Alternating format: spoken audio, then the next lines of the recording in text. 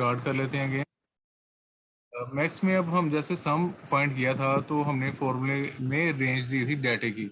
तो जो हमारा डाटा है वो कहाँ से स्टार्ट हो रहा है, B5 से, और ख़त्म कहाँ पर हो रहा है, B9 पे। तो यहाँ पर हम B5 लिखेंगे, इसलिए बार बार मैनुअल लिख रहा हूँ क्योंकि पेपर में आपके पास टेबल बना होगा, वो कहेंगे इसका फॉर्मूला क्या होगा, तो आपको वो फिर इज इक्वल टू और आगे जो है मैक्स मीन वगैरह वो लगाना पड़ेगा, पेपर पे लिखना पड़ेगा और बताना पड़ेगा इसके बारे में कि ये इसका फॉर्मूला है। B5 आगे कॉलन और कहाँ B5 से लेके B9 तक ब्रैकेट क्लोज करेंगे। लेकिन 262 उसने हमें बता दिया कि ये सबसे ग्रेटेस्ट वैल्यू है, जिसको समझ नहीं लगी वो हैंड रेस कर ले, वरना हम आगे मिनिमम करते हैं वो भी इस जैसे ही है, ताकि आपका बेहतर तौर पे रिवाइज हो सके। क्वेश्चन है कि पेपर के लिए कितने फॉर्मूलाज याद करने हैं। जो मैं करवा रहा हूँ ना फॉर्मूलाज, वो आप उनको कर लें, मैक्स का, मिन का, या बेसिक जो भी फॉर्मूलाज हैं, तो इन्हीं में से उम्मीद है कि वो आपसे ज़्यादा एडवांस नहीं पूछेंगे। 5 ही फार्मूलाज है, मैं ऊपर हेडिंग लिख दूंगा, उनको आप रिवाइज कर लें, प्रैक्टिस भी कर लें, तो उम्मीद है कि उनमें से आपका पेपर रहेगा, ज़्यादा मुश्किल चीज़ें वो आपसे नहीं पूछेंगे। सारा प्रूफ आपको समझ नहीं आई तो मैं रिपीट कर दूं अगेन।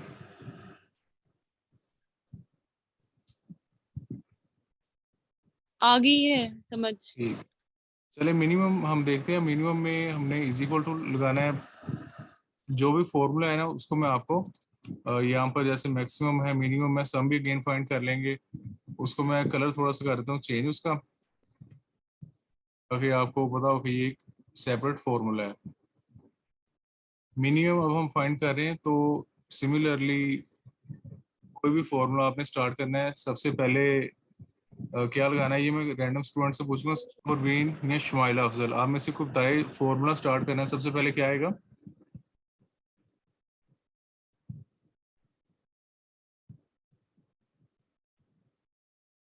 सिद्रा परवीन, शुमाइला अफजल या माहम हुसैन, आप तीनों में से कोई बता दें। मैं इसलिए कह रहा हूँ कि अब देखें, आपको अगर नहीं बता तो इसको भाई रिपीट हो जाएगा, अगर ये चीज़ इक्वल मैं बार बार टू दोहरा आएगा। रहा हूँ। सबसे पहले इज इक्वल टू इक्वल आएगा। To minimum. तो अब हमने मिनिमम जो फॉर्मूला यूज करना है वो लिखेंगे। हमने मिनिमम वैल्यू फाइंड करनी है, तो हम लिख रहे हैं MIN, फिर ब्रैकेट स्टार्ट करेंगे, ब्रैकेट के अंदर हम देते हैं रेंज। तो रेंज हमारी है B4 से लेके B9 तक।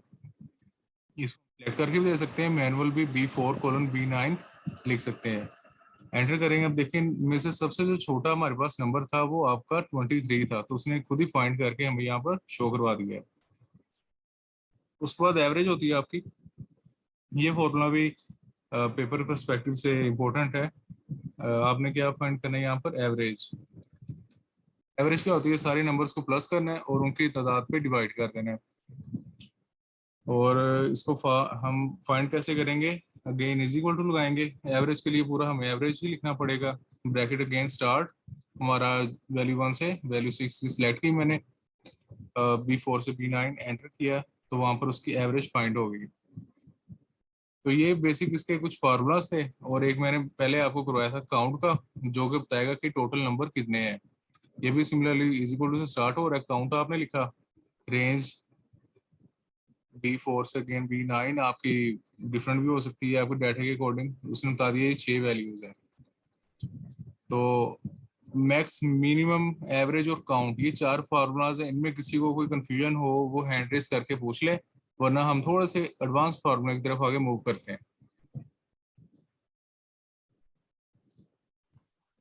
मुझे उम्मीद है समझ आ गई। अब मैं एक नई, हाँ जी, इसमें सब समझ आ गया, आप आगे कंटिन्यू करें, काफी अच्छा समझाया है। ठीक है मैं आगे कंटिन्यू करता हूँ।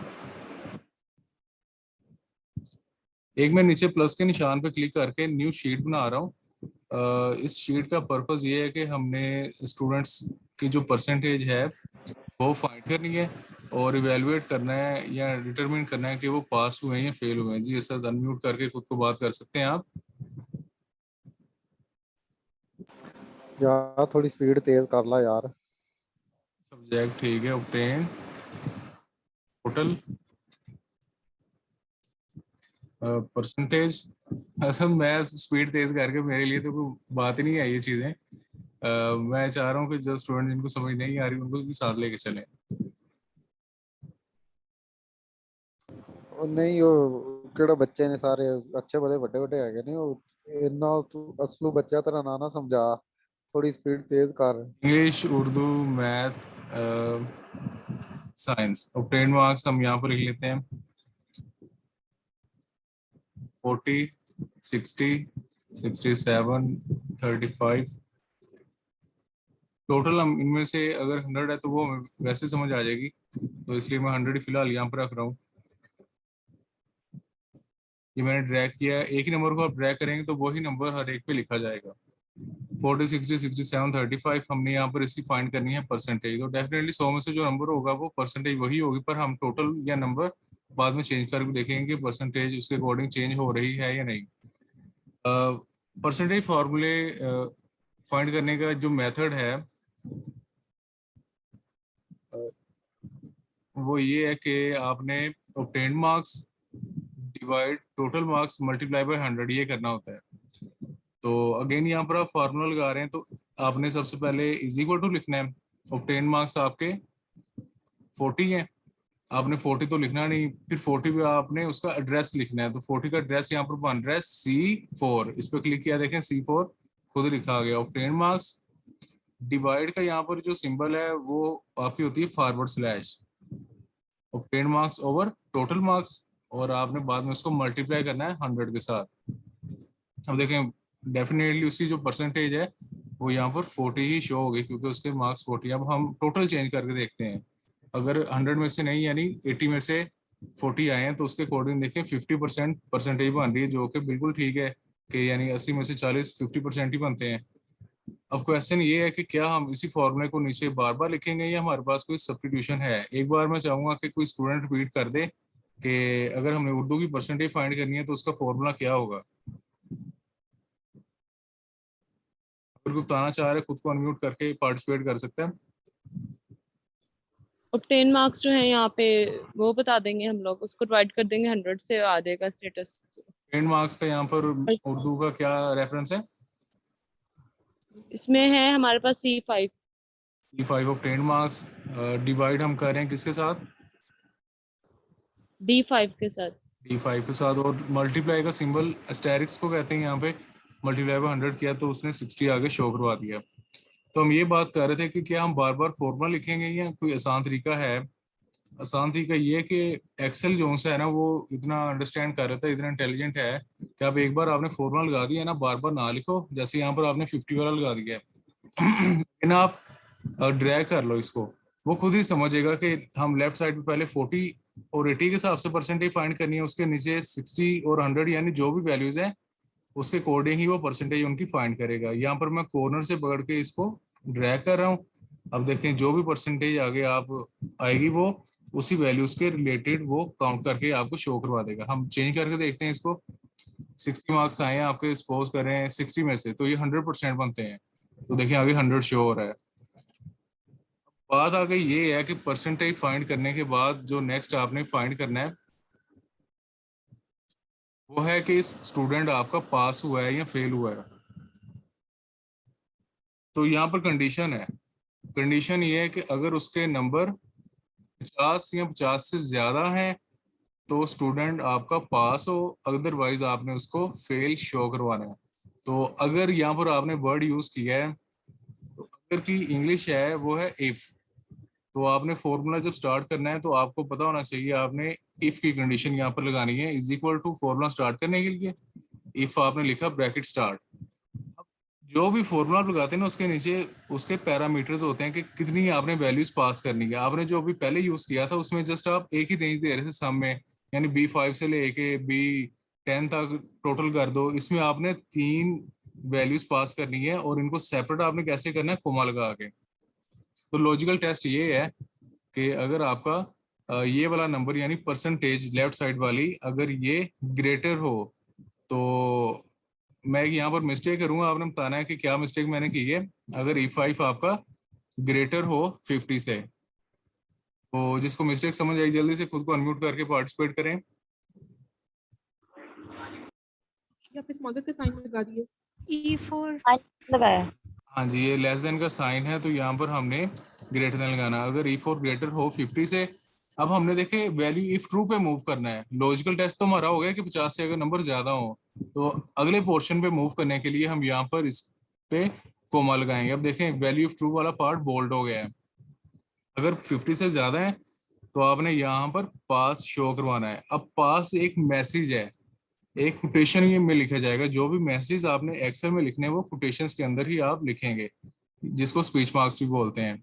ये आपको मिल जाएंगे जे के एल के बाद सेमीकोलन का ऑप्शन है, उसके साथ ही स्पीच मार्क्स हैं। तो आपने यहाँ पर लिखना है पास। पास वाला आपने लिख दिया। अगर 50 से ग्रेटर है तो पास, इसको आप यहाँ पर क्लोज कर सकते हैं। लाजमी नहीं आपने दोनों पोर्शन ही कंप्लीट करने हैं। आपने एंटर किया तो यहाँ पर इसने फॉल्स शो करवाया है। अगर हम इसके नंबर इंक्रीज करें थोड़े से 50, परसेंटेज इसकी थी 62.5 और ये पास शो हो रहा है। यहाँ पर एक फॉर्मूले में ना डिफेक्ट है।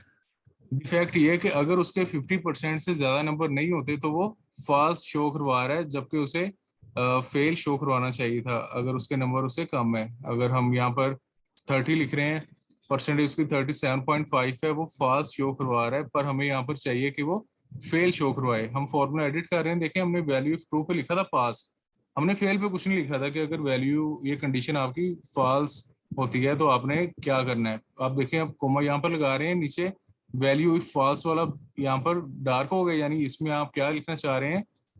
आप यहाँ पर लिखेंगे अगर आपकी वैल्यू 50 से ग्रेटर नहीं है, अल्टीमेटली 50 से ग्रेटर नहीं है, तो इसका मतलब है कि वो उससे लेस है। तो आपने यहाँ पर लिख दिया फेल। एंटर करेंगे तो देखें फेल शो हो रहा है। वैल्यू चेंज करके देखते हैं उसके अकॉर्डिंग। 50 मार्क्स 80 में से परसेंटेज 62 है और वो पास शो करवा रहा है। तो ये एक सिंपल सा फॉर्मूला था इफ का, जिसमें आप डिसाइड कर सकते हो दो चीज़ों के दरमियान, अगर वो पास है या फेल है, कुछ चीज़ एक दूसरे से ग्रेटर है या लेस है, या आपने इफ के अंदर काम करना है। अब फॉर्मूला रिवाइज करने के लिए कोई भी स्टूडेंट खुद को अनम्यूट करके बताए कि नीचे वाले सेल पे फॉर्मूला कैसे लगेगा इफ वाला, ताकि बाकी का भी रिपीट हो जाए।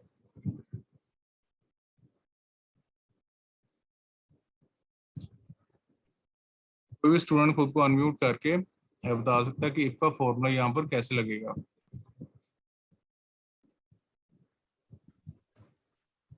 इसमें सबसे पहले हम लोगों ने पास का बताना है कि हम लोग इफ यहाँ पे पहले जैसे इक्वल का साइन डाला है, फिर इसके बाद इफ लिखेंगे, फिर हमारे पास ब्रैकेट आएगी।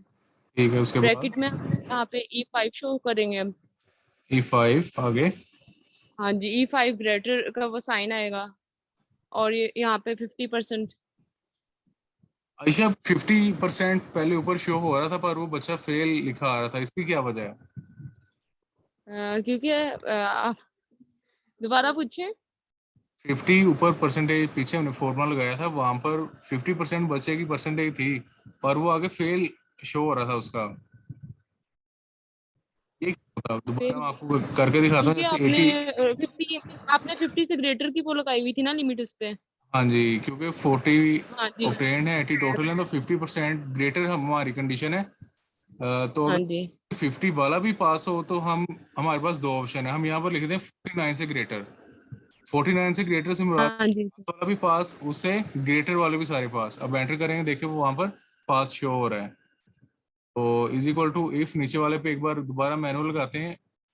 आपकी जो परसेंटेज है वो ग्रेटर देन 49, जो भी आपने यहाँ पर टेक्स्ट शो करना है वो आपने स्पीच मार्क्स यानी डबल कोटेशंस के अंदर लिखना है पास। उसके बाद कोमा सेपरेट किया। फेल वाले पोर्शन पे आप यहाँ पर लिख दें फेल। यहाँ पर देखें आपका पास फेल शो हो रहा है। इसको ड्रैग करें नीचे, वैल्यू के अकॉर्डिंग वो ऑटोमेटिकली उसको पास या फेल शो करवा देगा। तो ये आपके एक्सेल के बेसिक फार्मूलाज थे जिसको आप यूज कर सकते हैं। और इसके अलावा कुछ फीचर्स हैं जो सर आपसे पूछ सकते हैं एक्सेल के। अगर आप इसको ज़्यादा वैल्यू को क्लोज कर रहे हैं, यहाँ पर आपके ये हैशेस शो होंगे। तो ये हैश का मतलब क्या है कि आपका जो नंबर है उसकी जो रिक्वायर्ड स्पेस है वो ज़्यादा है, उसको मिल कम रही है। तो आपने जो ई के ऊपर, ई और एफ के दरमियान यहाँ पर जाना है। अब देखें ये जो एरो का साइन है ये प्लस का थोड़ा सा चेंज हो गया है, इसको आप डबल क्लिक करके ड्रैग करना है, वो उसके अकॉर्डिंग उसकी जो जिस तरह आप उसको जितना ड्रैग करेंगे उसके अकॉर्डिंग उसकी वो स्पेस को विड्थ को इंक्रीज कर देगा और आपका नंबर प्रॉपर शो हो जाएगा। इसके अलावा फॉर्मेटिंग है, कुछ इसके यहाँ पर ऑप्शंस हैं। अगर आपने रैप टेक्स्ट करना है या मर्ज करना है, जैसे यहाँ पर मैं चाह रहा हूँ ये सारा जो है ना, ये 1 2 3 4 5 ये सारा एक ही डब्बा बन जाए, तो आपने इनको सबको सिलेक्ट करना है और आपने ऊपर जाना है मर्ज एंड सेंटर पे। आपने इस पे क्लिक किया, अब देखें जो लाइंस दरमियान में शो हो रही थी वो खत्म होगी और ये एक ही डब्बा है। यहाँ पर हम ले सकते हैं 9th क्लास रिजल्ट। अब देखें वो वहां पर आपका शो हो गया 9th क्लास रिजल्ट। इसमें ये क्या हुआ कि हमने उसको मर्ज कर दिया है। तो उसके अलावा हम अरेंजमेंट पे बात कर लेते हैं।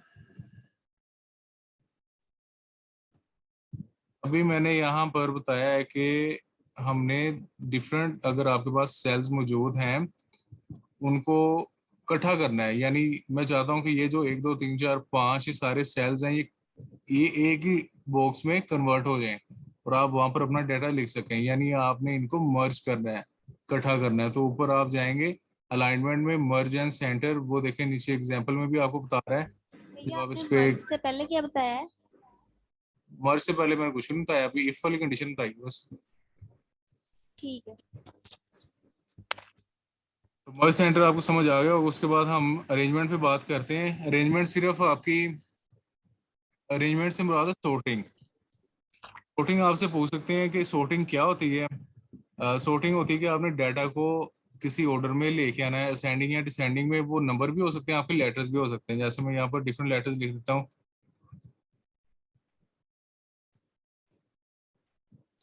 अब ये कोई प्रॉपर ऑर्डर में नहीं है लेटर्स, और नंबर्स भी मैं यहाँ पर लिख देता हूँ 5 3 7 6 2 और 1। ये भी कोई ऑर्डर नहीं है। हमने इनको क्या करना है, एक तरतीब में लेके आना है। तो जो भी डाटा आपने अरेंज करना है आपने इसको सिलेक्ट करना है और आपने ऊपर जाना है सॉर्ट एंड फिल्टर पे। सॉर्ट एंड फिल्टर पे आप क्लिक करेंगे। अब यहाँ पर A to Z का ऑप्शन से क्या मुराद है कि आपने इसको लोएस्ट टू हाईएस्ट अरेंज करना है, यानी असेंडिंग ऑर्डर में। इस पे आपने click, continue with current selection. अब इसको सॉर्ट कर रहे हो, देखो अब जो A है वो पहले शो हो रहा है, B C D नहीं है। उसके बाद E आता है तो उसने उसके अकॉर्डिंग ही उनको अरेंज कर दिया है। और उसके बाद नंबर्स आपके आ रहे हैं, इनको आपने अरेंज करना है। आप दोबारा सॉर्ट एंड फिल्टर पे गए हैं, आपने A to Z किया, कह रहा आपने करंट सिलेक्शन के साथ जाना, हम कह रहे हैं यस, तो उसने उसके अकॉर्डिंग उसको सॉर्ट कर दिया है। तो ये एक्सेल की कुछ चीजें हैं, 5 फार्मूला, 5 सम, आपका एवरेज, मिनिमम, मैक्सिमम और इफ कंडीशन। ये बहुत ज़्यादा इंपॉर्टेंट है पेपर पर्सपेक्टिव के लिहाज से। और इसके अलावा आपकी सॉर्टिंग वगैरह, और यही जो चीज़ें हैं कुछ आपकी एक्सेल के रिलेटेड। तो वर्ड में अगर किसी को इशू है तो वो हैंड रेस करे, ताकि वर्ड भी ओपन करके उसके मुताबिक जो चीज़ें सर पूछ सकते हैं ये इम्प्लीमेंट है करने वाली, वो मैं करके दिखा दूँ आपको। अगर एक्सेल की समझना था तो बता दें, ताकि फिर मीटिंग हम क्लोज कर दें।